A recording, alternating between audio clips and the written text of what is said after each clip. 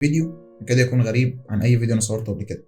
صحيت النهاردة في المكتب عندي لقيت الضيف العزيز دوت. يعني الضيف ده جديد معانا لسه ظاهر، فحبيت أتكلم معاكم برضو في نقطة، يعني أستغل نهاية السنة في النقطة دي. طبعا بعد الكارثة اللي ورايا دي فأنا عندي حل حاليا من الاتنين، يا إما إن أنا أروح أجيب المواد المتخصصة اللي أقدر أداري بيها الحاجة دي وأرجع أبني الحيطة من جديد وأرجع أديها دهان وهكذا، وده هيكلفني وقت ومجهود وفلوس وحاجات كتير جدا. يا إما إن أقدر أشيل أي ورقة من عندي أو أي بوستر وأحطه عليها وخلاص اختفى الأمر، أو أي ديكوريشن أجيبها وأحطها عليها. وهنا يبان الاختيار بتاعك اللي أنت هتقوله لي حاليا في الكومنتس، ويبان تفكيرك ويبان دماغك. أنا جايلك النهارده عشان أقول لك لو أنت اخترت الاختيار التاني فأنت حاليا في كارثة حقيقية. كلامي أصلا صديقي العزيز النهارده لا هو على الحفرة ولا هو على المواد اللي أنا عايز أشتريها ولا على أي حاجة، كلامي النهارده على إنك اخترت أنهي اختيار. لو اخترت الاختيار التاني فانت عندك مشكله كبيره جدا لازم تاخد بالك منها قبل بدايه السنه الجديده، وده انسب وقت ان انا اكلمك فيه. فاضل على السنه الجديده خلاص دقايق معدوده، ولازم تصحى لنقطه مهمه. هو انا لما اتحط في مشكله زي اللي قدامك دي اواجه واحلها ولا اهرب؟ طب والله المواجهه هتكلفني كتير، زي ما انا بقول لك لو انا واجهت المشكله وحلتها فانا هتكلفني وقت وفلوس ومجهود، بس خلي بالك هتبقى انتهت ومش هتظهر تاني. على عكس ان انا لو جيت سبت المشكله دي دلوقتي وتغاضيت عنها، الحفره اللي قدامك دي هتكبر فتكبر فتكبر فتكبر اكتر. كذا يا صديقي العزيز للقرار التاني هو حاله هروب من المشكله اللي عندك، بس انت وانت بتهرب من المشكله انت ما خدتش بالك من نقطه. الهروب من المشكله هيكلفك كتير. لو انا سبت الجزء اللي في الحيطه ده اكتر من كده، صدقني صدقني هيكبر وهيبقى ملوش اي حل وملوش اي علاج غير ان انا اغير الدهان والجزء بتاع الحيطه كله واعمل ترميم للحيطه كامله. لكن انا لو قفلت دي دلوقتي انا قفلت سكك كتير جدا، هتعب وهتكلف وهتبهدل، بس قصاد كل ده انا هستريح قدام. هنا الكلام ده بقى انا بقوله لك ليه وبوضحه لك ليه. كم مرة انت قلت هبدأ، وكم مرة عملت بلان، كم مرة قلت هاخد كورس ما، كم مرة قلت هبدأ صناعة محتوى، كم مرة قلت انا هعمل، كم مرة عملت خطط لسنتين ثلاثة قدام، وكل الكلام دوت. طيب والنتيجة؟ مفيش اي حاجة منها اتحققت. المشكلة ان مش عشان انت مكسل او عشان انت مضغوط او عشان انت عليك اي حاجة، المشكلة انك بتهرب. خايف اول ما تبدأ بصناعة محتوى يقولوا لك والله ده بص ده عبيط، ده بص بيعمل ايه، ويضحكوا عليك وهكذا. خايف لما تاخد كورس ما من كلام صحابك اللي بيقولوه لك والله كورس ايه يا عم، ده المجالات دي خلاص راحت عليها، واللي لحق لحق واللي عمل عمل. كل ما انت بتمشي ورا الكلام ده كل ما انت بتتاخر. صدقني انا جاي لك من المستقبل وبقول لك، انا بكلمك النهارده بعد اكتر من 11 سنه في مجال التصميم ودراسه برمجه ودراسه مجالات كتير جدا. انا درست اكتر من 16 مجال مختلفين اشتغلت فيهم كلهم. اقدر اقول لك خلال المرحله بتاعتي دي تعبت وشقيت وحرفيا اتمرمطت، وحرفيا محدش حس بيا، وحرفيا محدش يسمع بيا قبل سنه من دلوقتي لما كله عرفني. بس تعالى بص للنتيجه، الحمد لله بفضل الله النهارده انت اتحولت من شخص كنت بتقول يا رب ابقى حاجه لشخص النهارده اهالي الطلاب اللي عندك او اهالي الناس اللي عارفاك او اهالي اصحابك بيقولوا يا رب تعرف توصل للنص اللي محمود وصله او النص اللي هو عمله، او تقدر تبني مستقبلك زي ما هو بناه. كل الكلام ده هتحس بيه لما تيجي النتيجه او تخلص التعب بتاعك او تخلص مرحله المعافره.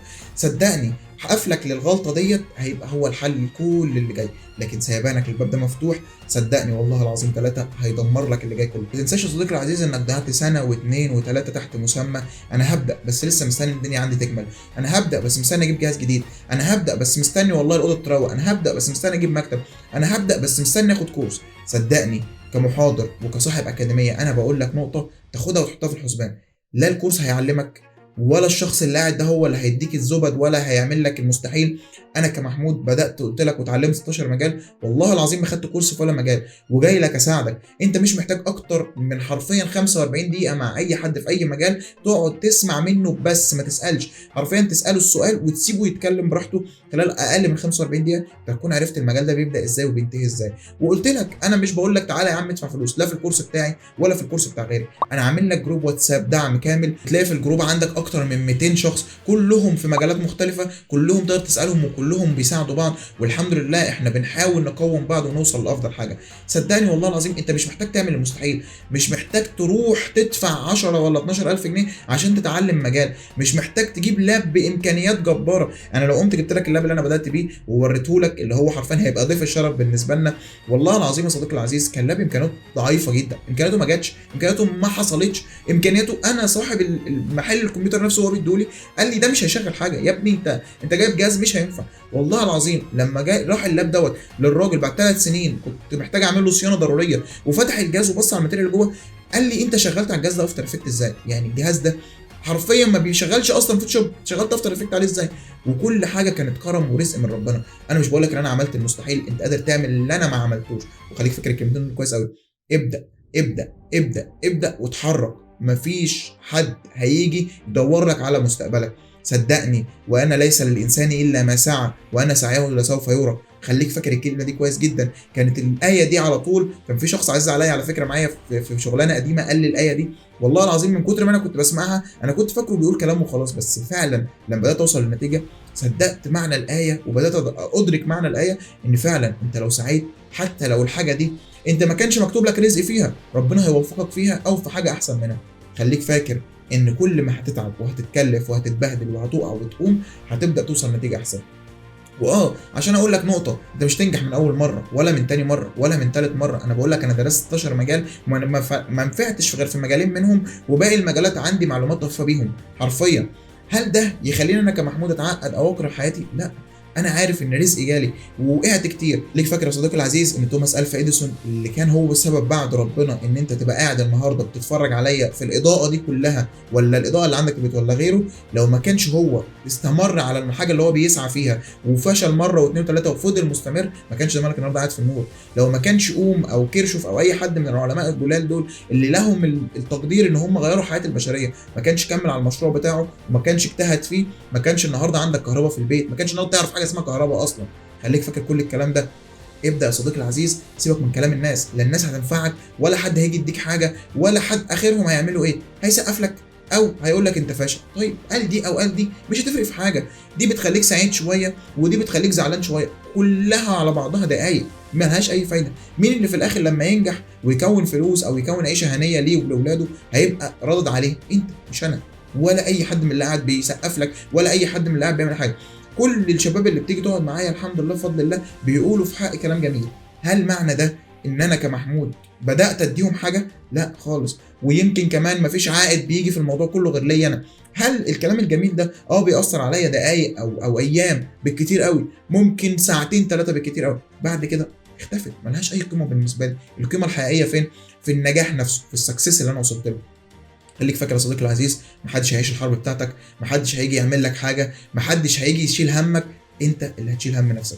الكلام ده انا كنت لازم اقوله لك رغم ان انا كنت معتكف عن يوتيوب بقالي فتره كبيره، وانا عارف النقطه دي وعارف اني مقصر معاك والله العظيم، بس انا حبيت اقوله لك قبل بدايه 2026 عشان صدقني هي سنه واحده خدها عشان تغير حياتك.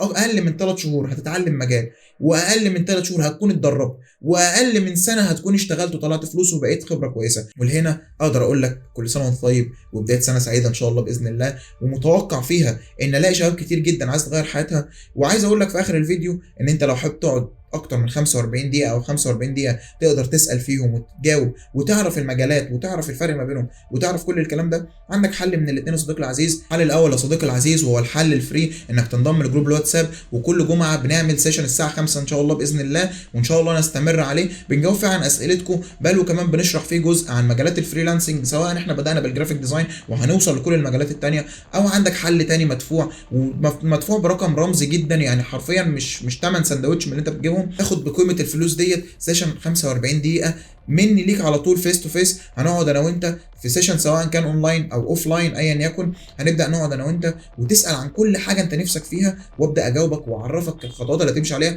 وانظم لك بلان واخليك تبدا سنه بجد. مش بقول لك يا صديقي العزيز خش الخدمه المدفوعه، الدليل على كده يا صديقي العزيز ان موفر لك بديل فري مجاني تماما، وبقول لك انا نفسي برضو بكون موجود فيه، بس الفكره ان انت البديل المدفوع هيكون اميز ليك شويه او هيفيدك اكتر، لكن البديل الفري هيأدي الغرض برضو. وانا اللي بقول لك خليك في البديل الفري يا صديقي العزيز، فعلا هيفرق معاك.